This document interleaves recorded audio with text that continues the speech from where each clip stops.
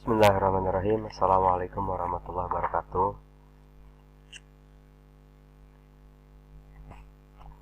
Pada kesempatan kali ini kita akan coba sedikit membahas tentang tahapan membuat aplikasi, membuat program, membuat sistem. Terserahlah mau dikasih nama apa. Jadi banyak metode pengembangan aplikasi yang disebut dengan SDLC, System Development Life Cycle, ya.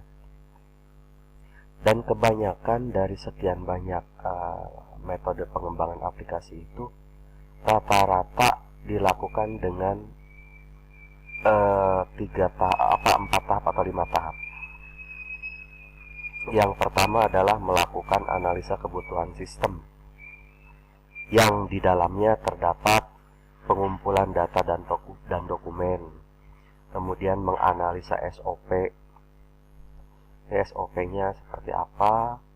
Kemudian menganalisa kebutuhan hardware, lalu kebutuhan software, analisa kebutuhan brainware atau pengguna aplikasi, dan metode pengembangannya mau mempergunakan apa. Ini semua nanti akan dibahas satu persatu pada slide berikutnya. Tahap kedua yaitu tahap perancangan. Jadi pada tahap perancangan ini ada beberapa hal yang perlu dilakukan, ya. Kita harus mengenali bahwa untuk membuat sebuah aplikasi atau sistem informasi itu memerlukan arsitektur datanya seperti apa, arsitektur aplikasinya seperti apa, arsitektur teknologinya juga seperti apa. Kemudian di sini ada tahap perancangan database, nanti ada normalisasi atau relasi tabel, ntar ujungnya hasil dari normalisasi adalah relasi tabel. Kemudian perancangan database dengan mempergunakan IRD atau mempergunakan physical data model PDM atau mempergunakan konsep data model yaitu CDM. Nah, kemudian pemodelan sistemnya mau digambarkan melalui apa? Melalui DFD, data flow diagram, atau melalui UML, Unified Modeling Language, yaitu dengan mempergunakan use case, mempergunakan activity diagram, mempergunakan sequence diagram, dan lain-lain. Dan dilanjutkan pada tahap perancangan ini kita akan merancang user interface, user experience juga termasuk di dalamnya. Kemudian perancangan bentuk-bentuk laporan. Tahapan ketiganya adalah implementasi dan pengujian, dan terakhir adalah pemeliharaan. Baik, kita akan coba bahas satu persatu. Nah, pada tahap pengumpulan data ini, data biasanya berupa file, entah Microsoft Word, Excel, database, tabel, dan sejenisnya. Cari itu informasinya selengkap mungkin. Adapun untuk dokumen, nanti dia biasanya berupa berkas, nota, bond, kwitansi, invoice, surat jalan, slip gaji, resep, bukti penjualan, bukti pembayaran, dan lain-lain. Intinya adalah bukti-bukti barang masuk, dokumen masuk, dan bukti-bukti dokumen keluarnya itu seperti apa. Salah satunya kita misalkan dari slip gaji seperti ini, seharusnya kita sudah bisa merancang desain database-nya. Itulah makanya kita memerlukan data dan dokumen kita kumpulkan selengkap mungkin. Kemudian menganalisa standar analisa pada SOP. Jadi ketika aplikasi dibuat, nanti SOP-nya bisa jadi berubah, bisa jadi berubahnya itu bisa jadi berkurang, bisa jadi bertambah ketika aplikasi sudah dibuat. Jadi nanti penggambaran SOP itu bisa saja berupa redaksi kalimat. Tahap pertama adalah konsumen meminta penawaran produk, penawaran harga, dan lain sebagainya. Kemudian direspon oleh marketing seperti apa. Bisa jadi tim marketing dulu yang menawarkan produk kepada konsumen. Nah, ini contoh pemodelan SOP yang berupa flowchart dokumen ini. Kemudian kita pun harus menganalisa kebutuhan hardware. Jadi pada saat nanti aplikasi akan dibuat, maka hardware apa saja yang diperlukan? Server dan perangkat jaringan, laptop, PC, printer, scanner, fingerprint, face detector, TV LED, dan lain-lain. Jadi kita pertimbangkan device inputnya apa, device outputnya apa. Kadang-kadang satu device bisa memiliki dua fungsi, yaitu fungsi input dan juga fungsi output gitu. Contohnya misalkan printer. printer sekarang tuh udah multifungsi, udah bisa mencetak, udah bisa melakukan scanner dan lain-lain gitu. Kemudian menganalisa kebutuhan software. Nah, analisa kebutuhan software ini nanti bergantung pada platform aplikasi apa yang akan di-develop ya. Apakah dia desktop, web, mobile, atau robotika. Ini akan menentukan nanti operating system yang cocok untuk platform tersebut apa gitu. Apakah kita akan memilih Windows, Linux, Xen, OS, dan lain-lain. Kemudian RDBMS-nya, Relation Database Management System-nya, kita mau mempergunakan apa? MySQL, SQL Server, Oracle, Firebird, Informix, Sybase, AS400, dan lain-lain. Kalau AS400 setahu saya biasanya ini digunakan untuk mesin-mesin ATM. Kemudian tools programmingnya, nah ini dipengaruhi oleh platform apa gitu ya, dari atas nih. Kalau Visual Studio ya mungkin cenderungnya ini di desktop ya, pakai VB.NET, pakai C#, pakai C++, walaupun di Visual Studio juga ada yang namanya ASP.NET. Kemudian ASP ini juga bisa di coding dengan VB.NET, bisa di coding dengan C#. Kemudian tools programming yang lain misalkan PHP, Dreamweaver, Android Studio, Sublime, Arduino, SCADA, Omron, dan lain-lain. Kemudian tools reportingnya mempergunakan apa? Di sini tools reporting saya masukin Excel. Kenapa? Karena Excel bisa digunakan untuk ekspor hasil pengolahan data dari sebuah aplikasi. Begitu juga dengan PDF. Nah, jadi nanti OS-nya silahkan dipertimbangkan mau pakai apa. Kemudian tools programmingnya mau pakai apa, RDBMS-nya mau pakai apa. Ini tergantung, nanti ditanya aja konsumen. Mau bikin aplikasinya nanti platformnya apa, gitu. Oke. Kemudian, nah, analisa kebutuhan brainware ini sebenarnya berkaitan dengan masalah hak akses ya. Jadi kalau top management apabila login, dia sodorkan menu-menu yang sifatnya global dan umum. Misalkan laporan gaji karyawan totalnya berapa, laporan hasil produksi totalnya berapa, laporan pengeluaran biaya operasional totalnya berapa gitu. Hak akses untuk top manajemen nanti sodorkan menu-menu yang hasilnya itu sifatnya global.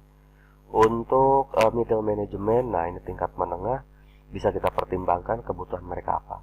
Dan untuk low management juga hak aksesnya perlu dipertimbangkan. Nanti dia bisa membuka menu apa nih. Misalkan untuk middle management dia bisa membuka menu entry data-data data-data low material misal contoh. Nah, kemudian nanti kita harus menentukan ini kita membangun aplikasi mau mempergunakan sistem apa nih pengembangannya. Pengembangan sistem ini mempergunakan metode waterfall. Ini yang paling lazim nih, waterfall paling kiri ya, sebelah kiri. Kemudian apakah mempergunakan RAD, Rapid Application Development? Oh, ini ada salah ngetik nih ya. Ini biasanya antara 60 sampai 90 hari nih aplikasi bisa dibuat dengan metode ini. Apakah dengan metode iterasi, metode prototype, dan lain-lain. Ini banyak sekali gambar-gambar di internet yang menjelaskan ini, berikut keterangan-keterangan. Untuk Rapid Application Development kira-kira gambarnya seperti ini. Kemudian untuk model iterasi perulangan, jadi analisa kebutuhan sistem dulu, kemudian mendesain database, mendesain UI dan lain sebagainya, langsung implementasi. Setelah implementasi lalu diverifikasi. Jika ada kekeliruan pada tahapan-tahapan ini, nanti dia balik dulu ke atas gitu. Ini model iterasi. Oke, nah kemudian dengan model spiral seperti ini ya. Jadi terserahlah kita mau menggunakan metode apa. Yang paling sering sih metode waterfall. Nah, kemudian pada saat kita merancang sistem, yang perlu diketahui itu untuk sebuah arsitektur sistem informasi kita memerlukan arsitektur data, arsitektur aplikasi, dan arsitektur teknologi. Seperti apa penjelasannya? Nah, kalau arsitektur data itu cenderung struktur tabel. Dibuat nih seperti ini, ya, dibuat seperti ini struktur tabel. Ini salah satu contoh aja struktur tabel anggota pada aplikasi koperasi. Kemudian arsitektur aplikasi. Ini adalah form penggajian. Nanti harus ada form user, ada form karyawan, ada form absensi, ada form potongan, ada form pendapatan. Jadi masing-masing proses pada aplikasi itu dijelaskan prosedurnya. Seolah-olah arsitektur aplikasi ini adalah gabungan antara UI dan UX, ya, user interface dan user experience, gitu. Bagaimana cara mempergunakan form ini? Gitu. Kemudian di sini ada arsitektur teknologi. Nah, ini juga berkaitan dengan masalah platform. Platform apa aplikasi itu? Pada platform apa aplikasi itu akan dibuat? Kalau misalkan platformnya desktop, ya mungkin koneksi internet tidak dibutuhkan. Yang dibutuhkan adalah LAN, misal seperti itu. Jadi semua perangkat yang nanti akan digunakan pada jalannya aplikasi harus diinventarisir terlebih dahulu. Kemudian mulai ke perancangan database. Nah, perancangan database jadi dimulai dengan normalisasi. Saya mengambil salah satu pendapat dari senior saya nih di BSI dulu. Normalisasi merupakan bla bla bla, silakan baca sendiri. Anda bikinlah dari anormal, normal 1, normal 2, normal 3. Jika diperlukan ya bikin BCNF misalkan. Gitu. Ini contoh dari normalisasi yang sudah membentuk normal ketiga dengan konsep relasi one to many. Ada master detail di sini, ya. Oke. Nah, kemudian Anda juga sebaiknya membuat IRD-nya. Tapi mohon maaf, di sini ada kekurangan karena saya tidak mencantumkan kardinalitas nih. Jadi misalkan gini, mana ini? Satu orang user mengentry beberapa pesanan gitu. Ini harusnya ada one to many. Mohon maaf, ini ada kekurangan. Ya. Al insanu mahalul khata wan nisyan. Manusia itu tempatnya salah dan lupa. Nah, ini dibuat oleh Anda, oke? Kemudian di sini Anda bisa juga membuat perancangan database dengan PDM, Physical Data Model. Tapi dengan PDM ini agak-agak susah. Kenapa? Karena aplikasi harus jalan dulu, nyimpen data, edit data, hapus data, sampai membentuk isian data gitu di dalam database. Ini agak repot kalau physical data model. Nah, kalau CDM, konsep data model, ini lebih mudah. Bikin aja rancangan database-nya, bikin relasi tabelnya, gitu. Kemudian Anda capture hasil relasinya, capture gitu, di capture seperti ini. Anda bisa mempergunakan MySQL, bisa mempergunakan SQL Server, Oracle, Firebird, SQL Yoke, dan lain-lain. Banyak. Ini saya hanya ngasih sebagai demo aja, ini pakai database Access. Oke, kemudian pemodelan sistemnya Anda mau menggambarkannya pakai apa? Apakah mau pakai data flow diagram seperti ini? Jadi sistem itu tergambar persis prosesnya. Pelanggan ngapain? Menyerahkan data cucian, oleh sistem dicatat. Kemudian selain data cuciannya dicatat, data pelanggannya juga dicatat. Terus gitu kan, mencatat nota, membayar transaksi, mencatat transaksi, dan lain sebagainya. Menurut saya penggambaran pemodelan sistem menggunakan DFD ini agak ribet karena banyak aturan. Anda tidak boleh melakukan black hole. Black hole itu artinya apa? Artinya adalah adanya suatu proses yang hanya berisi data masuk, tapi tidak ada data keluar. Ada lagi yang miracle. Sebuah proses hanya ada keluaran aja, tapi tidak ada masukan. Contoh misalkan sebuah kampus mau wisuda, tapi tidak ada penerimaan pendaftaran mahasiswa baru. Nah, itu namanya miracle, ajaib gitu. Ada juga yang black hole kayak tadi. Sebuah kampus nerima pendaftaran, tapi tidak ada wisuda gitu kan. Pada ngeden semua itu di kampus. Jadi sebuah proses itu harus ada masukan dan harus ada keluaran. Salah satu aturannya diantaranya begitu. Hindari black hole dan miracle kalau dalam DFD. Nah, kalau saya sih lebih cenderung membuat pemodelan sistemnya itu mempergunakan use case aja. Menggambarnya lebih mudah, aktor-aktor yang terlibatnya lebih jelas. Gitu. Ini sebagai contoh pemodelan sistem untuk sebuah klinik atau rumah sakit. Di sini ada front office, ada apoteker, ada pasien, ada kasir, ada dokter, ada admin, ada owner. Terserah Anda nanti menggambarkannya. Yang penting Anda bikin pemodelan sistemnya supaya aktor-aktor yang terlibatnya terlihat jelas. Dan aktor itu melakukan apa. Oke, nah selebihnya barulah Anda merancang UI-nya mau seperti apa.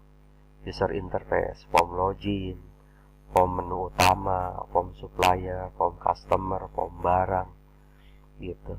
Ya. Kemudian form transaksinya terserah seperti apa bentuknya.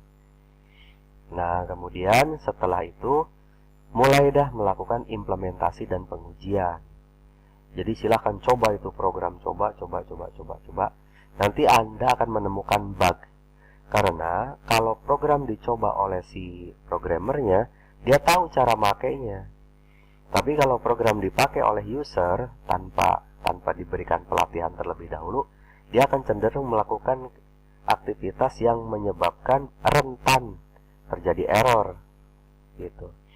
Pengujian ini bisa dilakukan dengan dua cara, dengan black box, dengan white box. Nah, yang saya munculkan ini, yang saya tampilkan ini dengan black box. Jadi hanya pengujian fungsionalnya aja, ya. Misalkan login berfungsi apa enggak? Oke, sesuai. Kalau benar, tampil menu utama. Kalau gagal, muncul pesan login gagal, gitu. Dan seterusnya.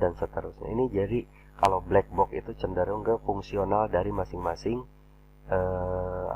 masing-masing bagian dalam aplikasi. Tapi kalau white box ya itu sampai diuji ke masalah looping ini efektif atau tidak, if then else-nya ini terlalu terlalu boros atau tidak, gitu. Sampai codingnya tuh harus benar-benar diuji ke dalam-dalam gitu. Tapi kalau black box hanya pengujian fungsional saja. Nah, setelah itu baru kita melakukan maintenance. Setelah maintenance udah oke, baru setelah selesai melakukan analisa kebutuhan sistem, tuangkan semua biaya yang mungkin muncul atas kegiatan tersebut, maksudnya ya. Tuangkan ke dalam proposal penawaran harga. Setelah disetujui oleh customer dan ada DP, pembayaran down payment, uang muka, baru Anda kerja. Pokoknya Anda jangan mau dikerjain oleh konsumen atau customer atau klien sebelum ada DP ini. Kalau belum ada DP mah sodorin aja mock up aja gitu. Apalagi kalau aplikasinya didevelop dari awal. Kecuali apabila aplikasi itu pernah kita bikin sebelumnya. Udah sodorin aja proposal penawaran harga berikut screenshot yang sudah jadi. Bahkan jika memungkinkan kasih aja link untuk test drive gitu. Pakai database dummy. Oke, demikian yang dapat saya sampaikan. Mudah-mudahan ini bermanfaat. Dan ini sebenarnya teknik ini pun bisa dilakukan. Sebenarnya memang seperti inilah cara untuk membuat aplikasi di perusahaan-perusahaan. Jadi semuanya melalui tahapan-tahapan yang tadi saya jelaskan. Ini tahapan-tahapannya itu seperti ini. Yang jelas nanti semua hasil analisa ini tuangkan ke dalam bentuk proposal penawaran harga. Bukan hanya masalah barang-barang yang harus dibeli, software-software yang harus dibeli. Bukan hanya itu. Anda juga harus menghitung tingkat kesulitan aplikasi kira-kira seperti apa. Kemudian durasi pekerjaan dari aplikasi dengan tingkat kesulitan yang sudah diprediksi itu seperti apa. dan biaya untuk meng-hire orangnya itu seberapa gitu kan. Dari mulai sistem analis harus dibayar, kemudian tim IT support yang menginstal server, memasang jaringan harus dibayar, kemudian DBA-nya harus dibayar, database administratornya, kemudian si developernya jelas harus dibayar juga. Jadi selain anggaran biaya untuk pembelian software dan hardware, juga biaya pembuatan aplikasi cukup signifikan, karena hasil dari aplikasi yang dibuat itu